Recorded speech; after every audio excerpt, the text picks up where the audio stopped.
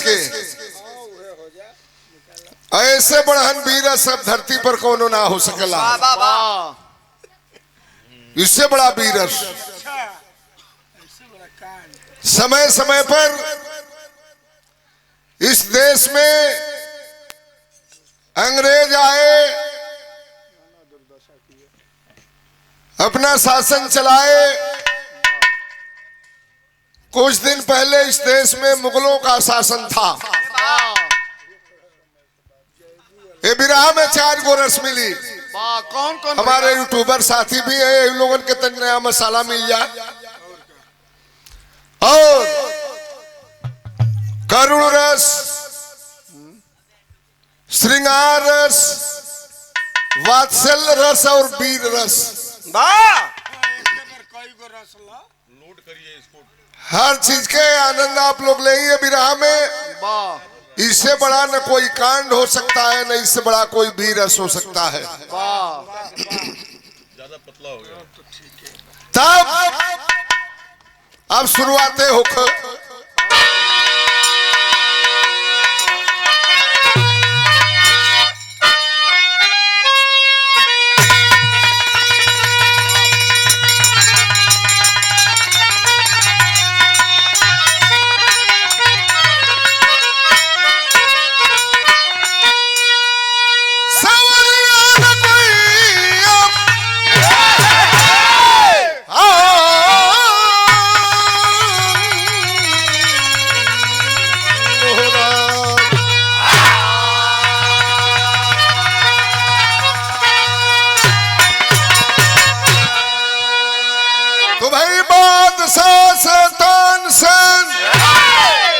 एक पास कराया रीत, कत्ल कराया गरे में जो हारेगा गा कर गीत।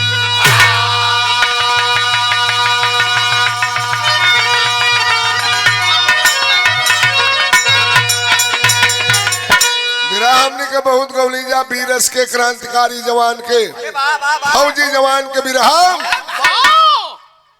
लेकिन वो गवैया का हम बिरहा सुनावे जाता नहीं। एक ध्यान से आप लोग सुनी। आगरा शहर के नाम कौन नहीं जानता। आगरा शहर का ताजमहल पूरे दुनिया में विख्यात है। मुगलों का शासन था, बादशाह अकबर की हुकूमत थी।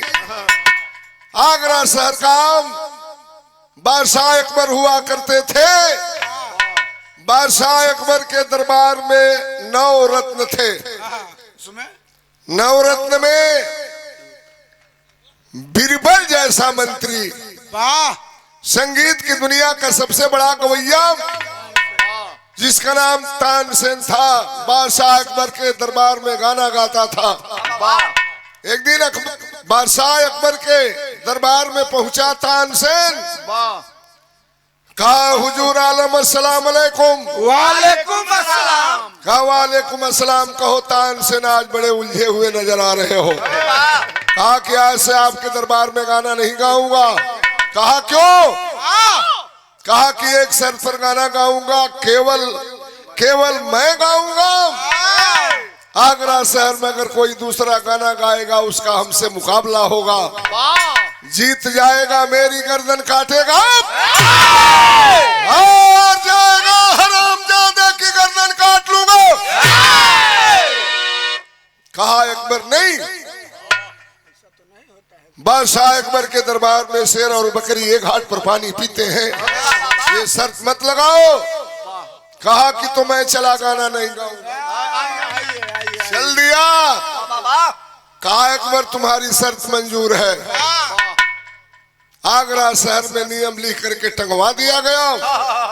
अगर कोई भी गाना गाएगा उसका मुकाबला तानसेन से होगा। जीतेगा तानसेन की गर्दन काटेगा, हारेगा तानसेन उसकी गर्दन काट लेगा। आगरा शहर की धरती खूनों से रंग गई। जेकर गावे कमन कैलस, मुकाबला भइल तानसेन से।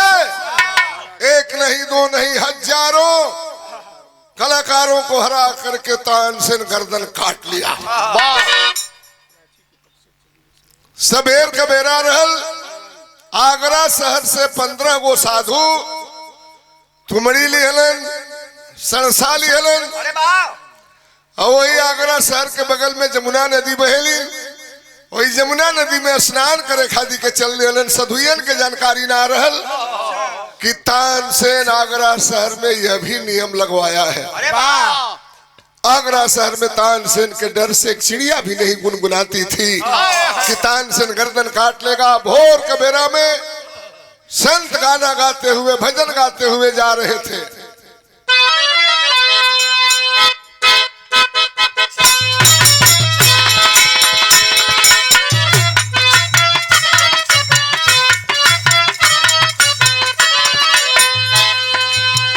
बोलो रे हरि, बोलो रे कृष्ण, बोलो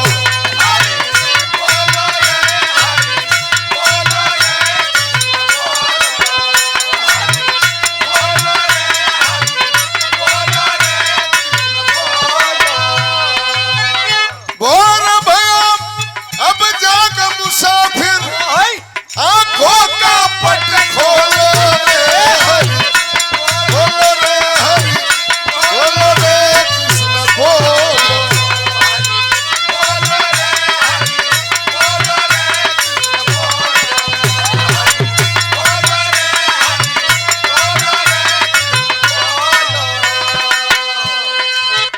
पांच तत्व की बनी चुनर है, पांच रकम की माल जबर है।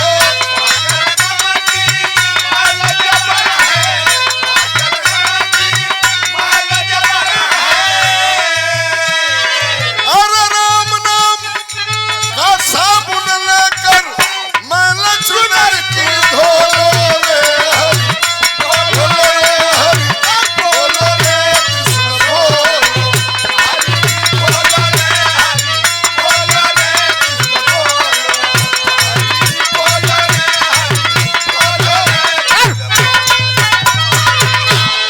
साधु गाना गावो जात रहलन, हरि बोलो रे, हरि बोलो रे कृष्ण, बोलो। भोर भया अब जाग मुसाफिर, आंखों का पट खोलो। यह गाना गावो जात रहलन। उसी वक्त में सिपाही कुछ दौड़ते आए, सभी सन्यासियों को हथकड़ी तब पहनाए। सभी दरबार अकबरी में जाकर पेश हुए, जो गाते हो राग रागनी ये केस हुए। तान वो राग तानसेन सा सुनाना है, वरना समझ लो जन्नत में तुझे जाना है। तमक के तानसेन राग में अलाप किया, सभी सन्यासियों के मंसूबे को खाक किया। राग में हार गए सब, मार गए जनवा से, बचा 10 साल का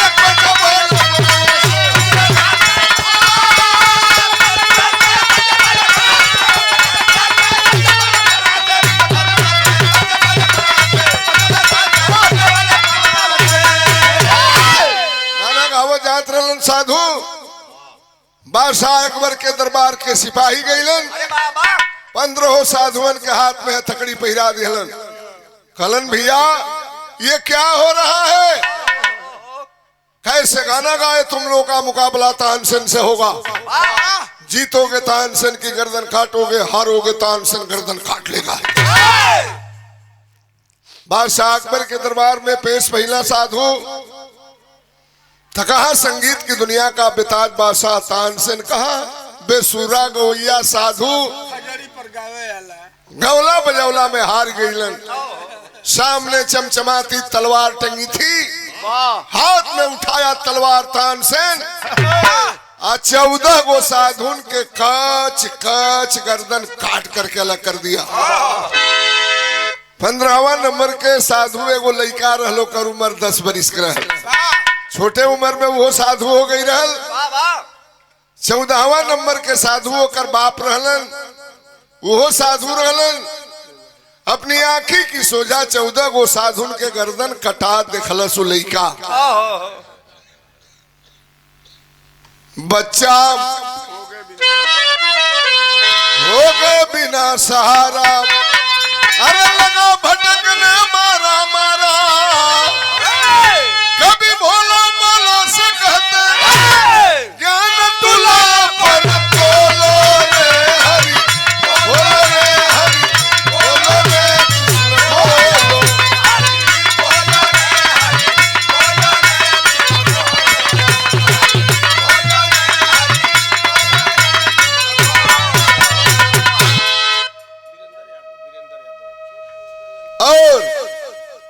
माता जी के छोटे सुपुत्र बाबू वीरेंद्र यादव जी की ओर से 500 रुपए का पुरस्कार। बहुत बहुत प्रणाम। आप सब भाई लोगन के नमस्कार प्रणाम बा। बेसहारा हो गया लड़का, हमारी बाबू के तानसन गर्दन काट दिलस ऐसे कि बढ़िया गाना ना गौले रहे। रोवत बा चट्टी चौराहा पर गली में, रोवत बा मैं तानसेन से बदला भी नहीं चुका सकता हूं। पहुंचा लो यमुना के किनारे, किनारा पर बैठ के ढेला फेंकत बा यमुना जी में। कल सब यमुना मैया तुम्हारे में कूद करके अपना जान दे दूंगा। रोज रोज साधु तोहरी जल में नहात रहलन। तुम्हारा जल कितना पवित्र है, आ रहा हूं तुम्हारे जल में कूद करके जान दे दूंगा। लड़का बैठ के वही किनारा पर रोवत बा और रो रो के कहता तरज बड़ी पुरान बा।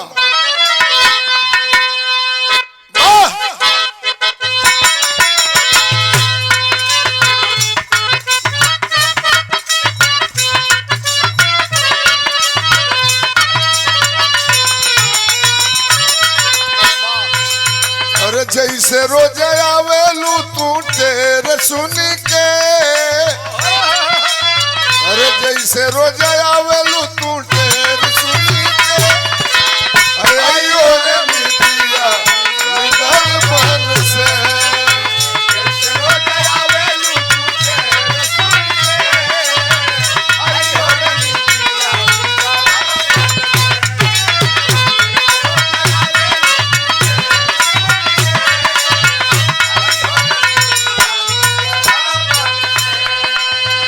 यमुना किनारे बैठ के लइका रोवत बा। लइका के नाम रहल बैजू। अरे तू खबर सहला नहीं भैले सन की, तू खबर सहला नहीं भैले सन की। अरे लुट गई बहार मोरे गुलशन की।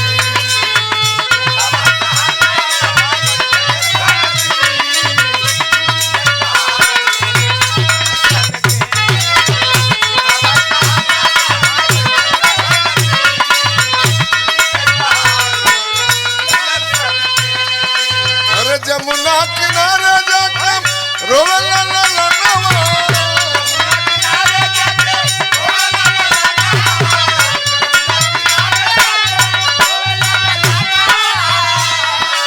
अरे मैया संभारो ना मनावत बा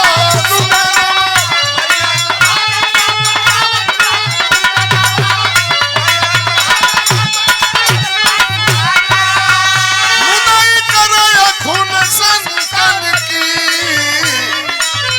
मुदई कराया खून संतान की। अरे लुट गई बहार मोरे गुलशन की।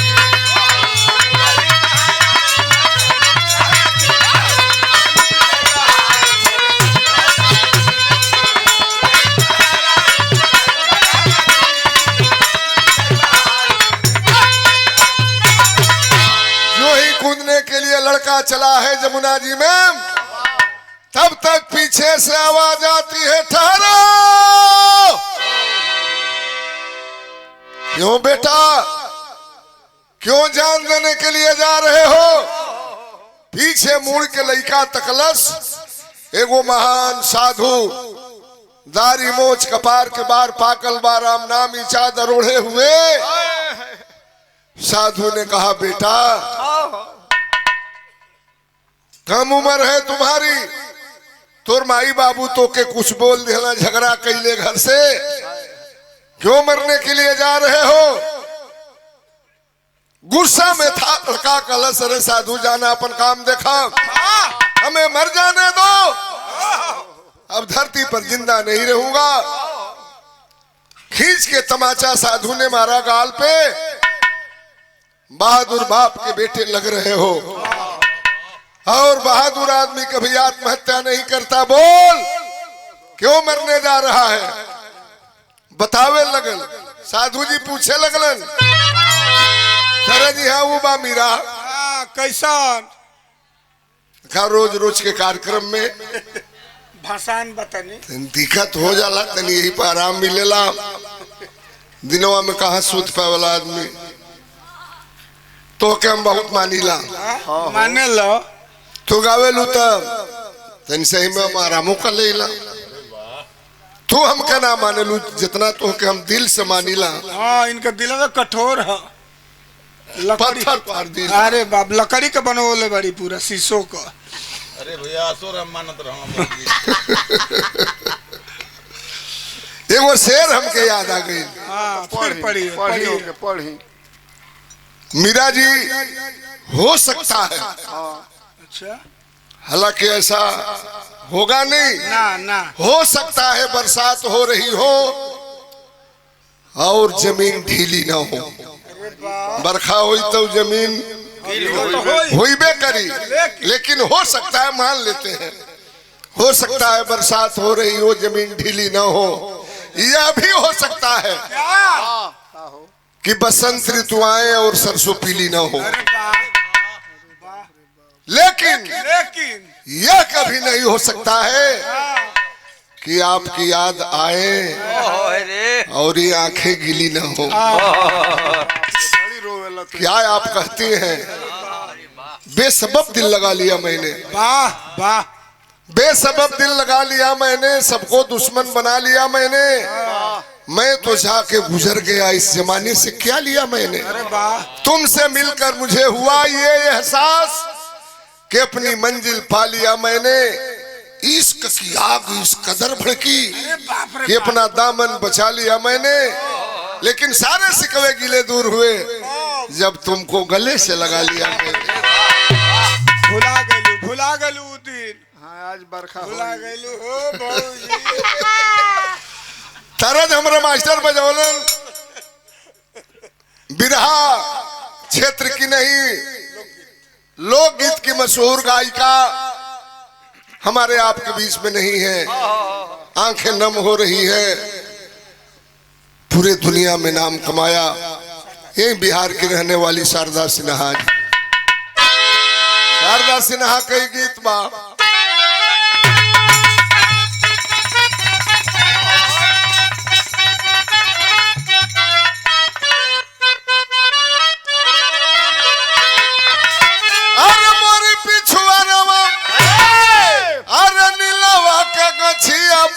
बलमुआ हो मोर बलमुआ हो नीला रंग चुनरी रंगा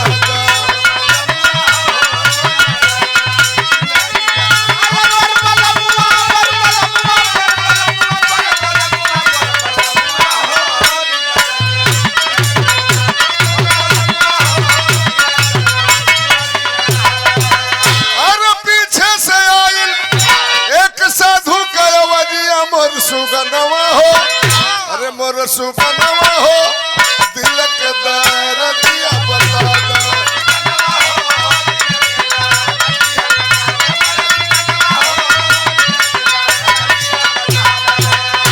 क्यों मरने जा रहा है कलश है साधु बाबा हमारी आँखी की सो जाता अनसन 14 गो साधुअन के गर्दन काट लस में हमार बाबू रहलन ऐसे कि नीमन गाना ना गौले रहलन साधु मर जाने दो। तानसेन से मैं बढ़िया गाना भी नहीं गा सकता हूँ साधु। खलन बेटा चल हमारे आश्रम पे चल हमारे कुटिया पे ऐसा गाना बजाना तो के सिखाई पारंगत बना दूंगा जा करके अपने बाप का बदला उस हरामजादे से चुका लेना। अरे मारो मर से सिखा राग और रगलिया मोर सुगनवा हो रे मोर सुगनवा हो बाबूजी के बदला चुका ले।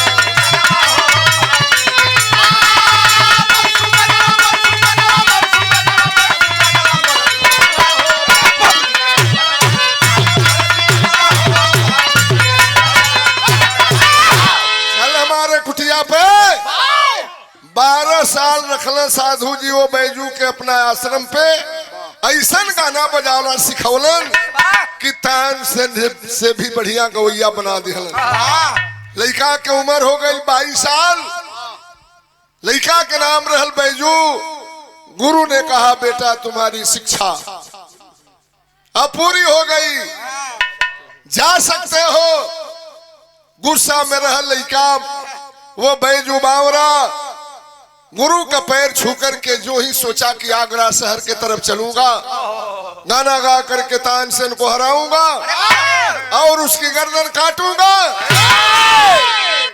गुरु का नाम रहल शंकराचार्य। कहलन बेटा 12 साल रह करके मेरे यहाँ संगीत की विद्या सीखे हो, हमके कुछ गुरु दक्षिणा नहीं दोगे? भर गया आंख में आंसू बैजू बावरा के। कहा गुरुजी क्या बात कर रहे हैं, आपके लिए पूरी जिंदगी हाजिर है। कहना जिंदगी भी नहीं चाहिए, एक चीज मैं तुमसे मांगना चाहता हूँ गुरु दक्षिणा के रूप में। 3 वचन दो। कहा कि जरूर जरूर जरूर मांगिए गुरु। क्या गुरु दक्षिणा में लेना चाहते हैं?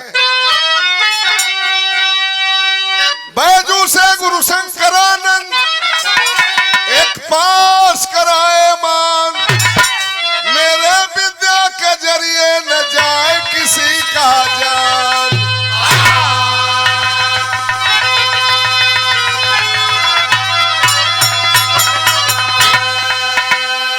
जा बेटा हमारे इस विद्या से, इस कला से धरती पर किसी का नुकसान नहीं होना चाहिए, किसी का कत्लेआम नहीं होना चाहिए। मूर्छाया गई लड़का गिर गई धरती पर। हमने तो सोचा कि तानसेन की गर्दन काट करके अपने बाप का बदला चुकाऊंगा, लेकिन गुरु ने सारे अनुमान पर पानी फेर दिया। गुरु जी आप कायादेश गुरु दक्षिणा में आपने हमसे मांग लिया है, तानसेन की गर्दन नहीं काटूंगा लेकिन गाना जरूर गाऊंगा। आशीर्वाद लेकर के कुटिया से गाना गाते हुए चल दिया आगरा शहर की तरफ। शादी ब्याह में गीत के मेहरारू गावेली।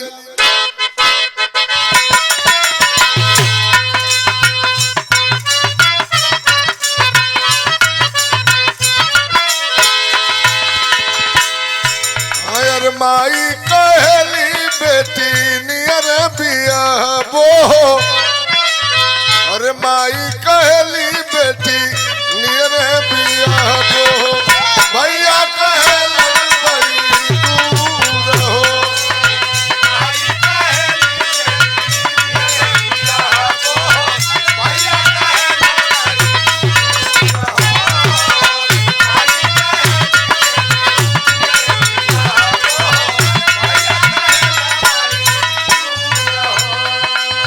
गुरु का आशीर्वाद लेकर के लड़का गाना गाते हुए चल दिया आगरा शहर की तरफ। 12 बरिसवा के भगति भजनिया हो, अरे 12 बरिसवा के भगति भजनिया हो, कहिला मुनिवर बेकार हो।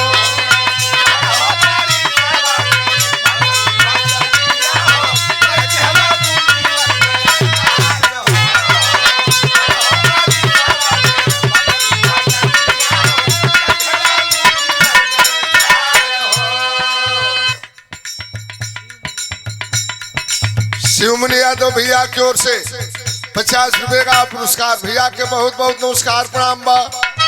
गावत आवत राग रगिनिया हो, पहुंचा है आगर मझार हो, बैजू के लखी के सूरतिया मूरतिया हो, कहना लगे है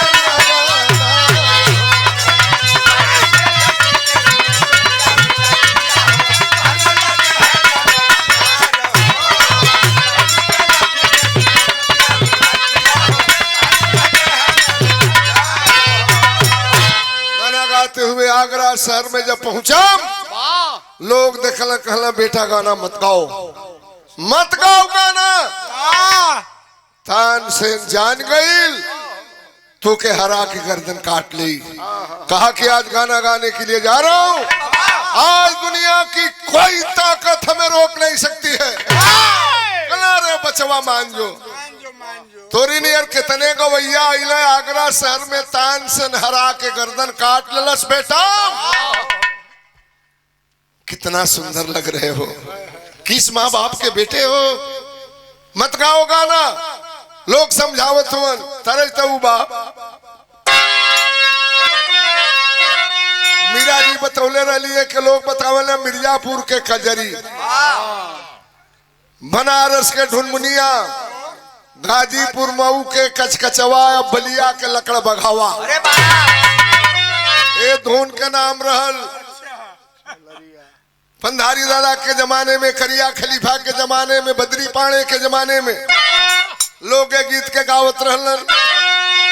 अब ही बारी उमर लचकनिया, गोरिया भरनी हुर के पनिया, गोरी का झूला झूलनिया।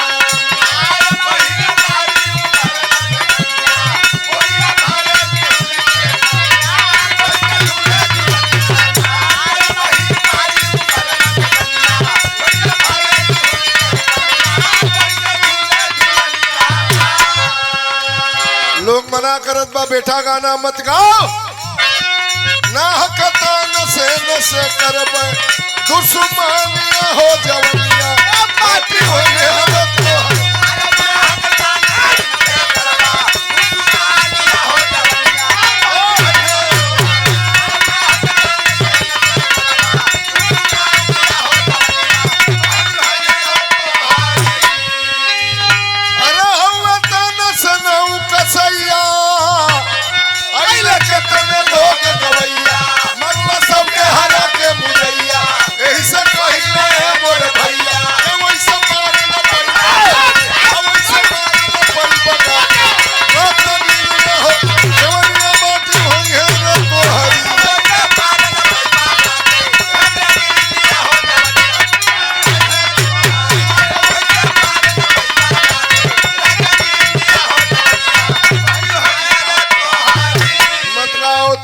से बढ़िया गाना नहीं गाओगे।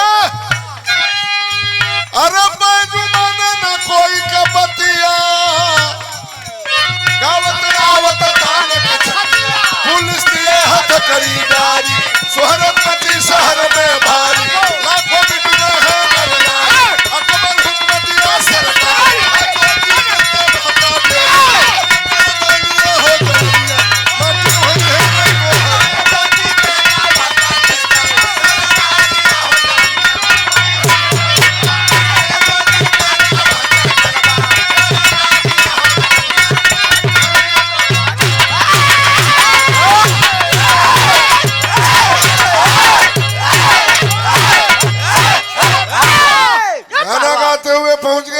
शहर में बादशाह अकबर के दरबार में पहुंचा। कहा है बादशाह अकबर? कहा है तुम्हारा गवैया तानसेन? अगर उसकी मां ने दूध पिलाया है, आज मैं उसे गाना गाने के लिए आया हूं। अकबर कहा बच्चे हो, पंगा मत लो, चले जाओ, तुझ पे दया आ रही है, उम्र तुम्हारी कम है। कहा कि गाना गाने के लिए आया हूं तो आया हूं।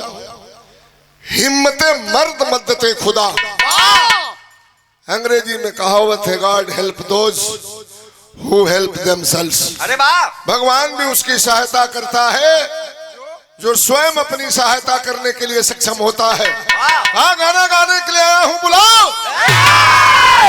आगरा शहर में ढिढोरा पिटवा दिया गया। एगो 22 साल के लड़का आके तानसेन के चैलेंज कर दिले बा। संगीत की दुनिया का सबसे बड़ा गवैया तानसेन के सामने कौन पैदा हो गया।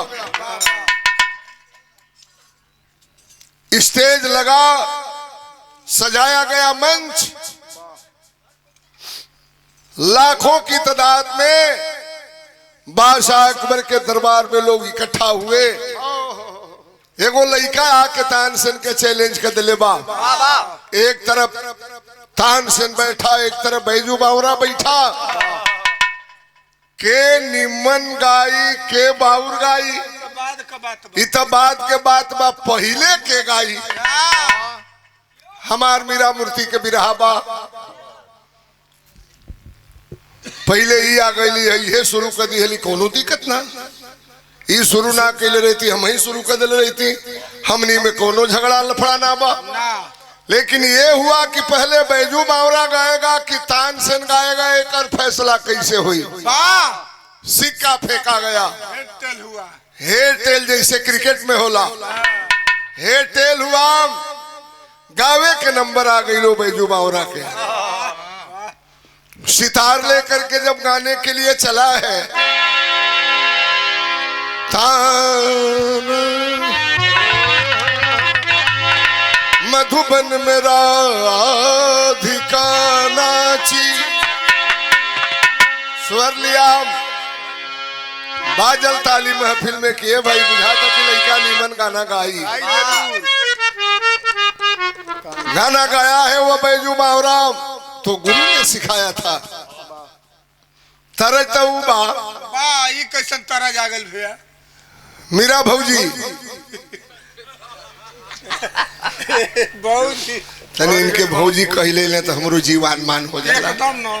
तो हमके लागत है कि ये बिरहा में ये धुन के केहू ना गौले हुई, हमें लगा था हो सकता है कोई गा भी दिया होगा, लेकिन लगा था कि ये गीत के बिरहा में केहू ना गौले हुई, बहुत टेढ़ धुन बा। अच्छा तरह तो बड़ी पुरान बा, अच्छा। फिल्म के गीत बा, फिल्म का नाम दुश्मन। राजेश खन्ना वाली। जीवना हाल में फिल्म लग जाए, वो जमाने में लोग जब फिल्म देखे जाए, जेबा में जितना खुदरा पैसा रहे, जब गाना ही आवे तो लोग वही पर्दा पर पैसा फेंके लगे। कौन गाना रहल मास्टर?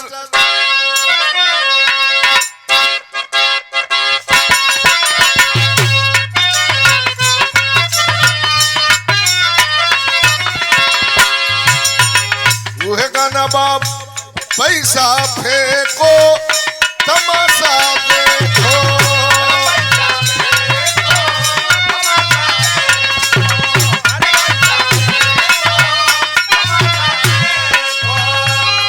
अरे देखो देखो देखो बाइस्कोप देखो, अरे दिल्ली का कुतुब मीनार देखो, बम्बई शहर की बहार देखो, दिल्ली का कुतुब मीनार देखो, बम्बई शहर की बहार देखो, ये आगरा का ताजमहल, घर बैठे सारा संसार देखो, पैसा देखो तमाशा देखो।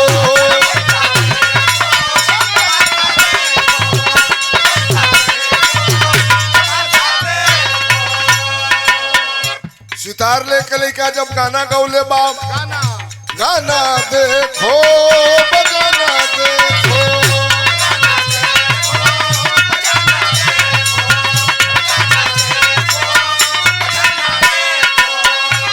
अरे देखो देखो देखो मेरा रात देखो, भले बजाऊं सितार देखो, खबर सुनाऊं बल्हार देखो, भले बजाऊं सितार देखो, खबर सुनाऊं बल्हार देखो, आया हिरन मेरे पर हमारे, उसको बनाता हूँ हार देखो, गाना देखो बजाना देखो।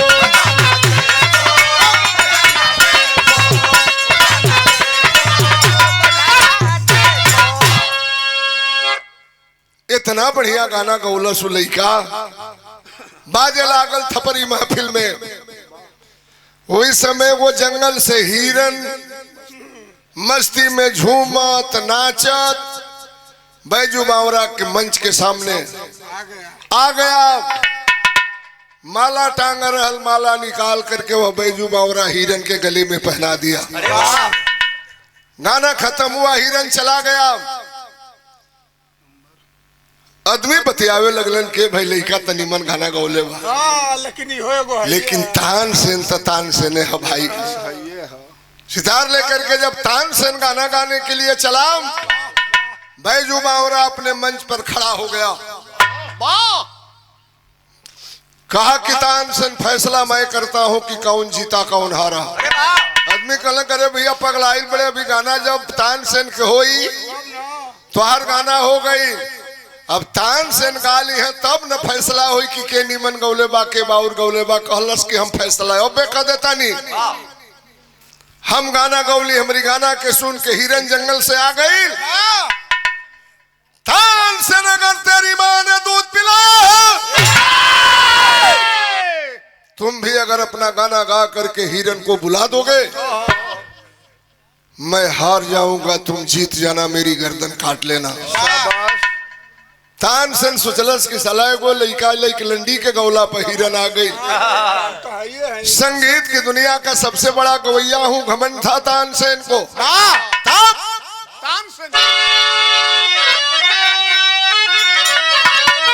अरे तानसेन का चली तान मस्तानी बजवा बाजलवा, अरे लौट सका ना किया हिरन हैरानी बजवा बाजलवा।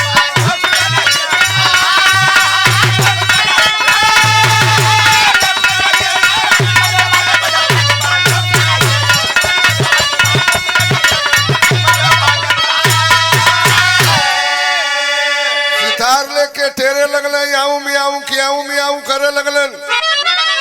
वो काहे के हिरन आवो के नीके ना लागल गाना। तानसेन कल से भाई बुझाता कि अब काम गड़बड़ाई का।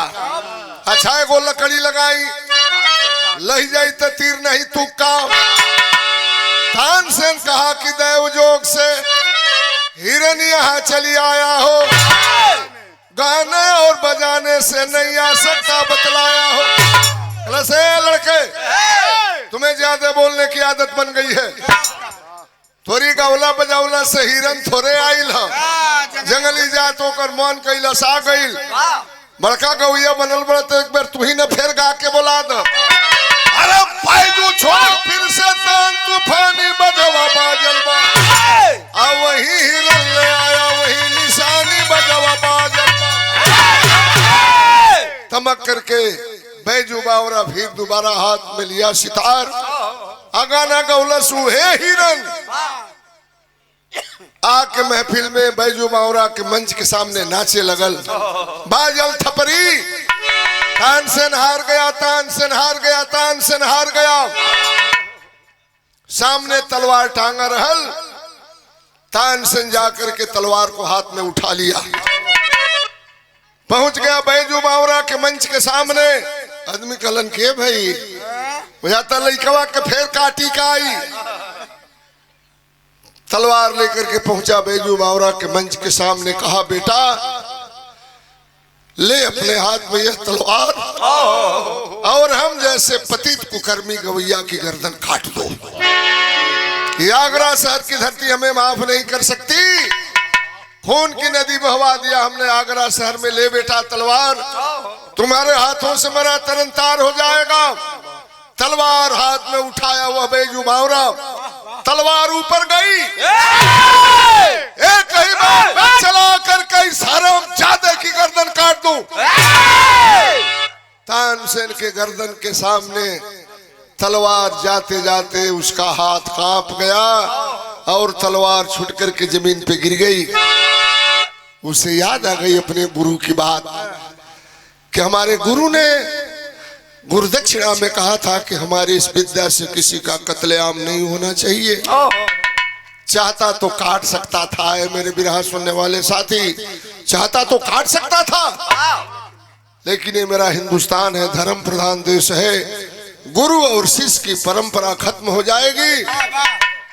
आज से कोई गुरु अपने चेले पर विश्वास नहीं करेगा। तानसेन तुम्हारी गर्दन तो नहीं काटूंगा। तानसेन सिर झुका दिया, देकर तलवार दुधारी हो। बैजू बोला नहीं दुष्ट हम तुमसे ना बदकारी हो। छोड़ो अब से अपनी तू शैतानी बजवा बाजलवा, और तोड़ो अब से अपनी प्रथा पुरानी बजवा बाजलवा।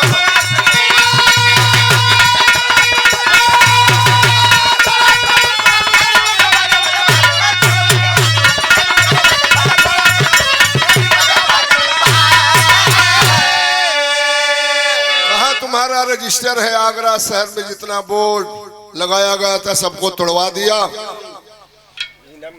ए भैया नियम तोड़वा दिया। कहा बैजू बावरा, तानसेन तुम भी किसी गुरु के चेले हो, मैं भी किसी गुरु का चेला हूं। मैं तुम्हारी गर्दन नहीं काटूंगा, लेकिन खत्म कर दो ये नियम। हिंदुस्तान है, सब स्वतंत्र है, सब स्वतंत्र है, कोई भी गा बजा सकता है। गरूर मत करना, हम भी आपसे कहेंगे। धन हो जाओ, बल हो जाओ, जन हो जाओ, जिंदगी में कोनो माने में घमंड ना करे के चाहिए। दुनिया एक से बढ़ के एक बा। तो आखिरी लाइन में कवि का भाव है, कुसुम पर आग देव राम पसारे जद्दू के पैगाम, गदेला बैजू बनी के बावरा, भोला बाला बिहरा सिहरा लड़का मेला, गदेला बैजू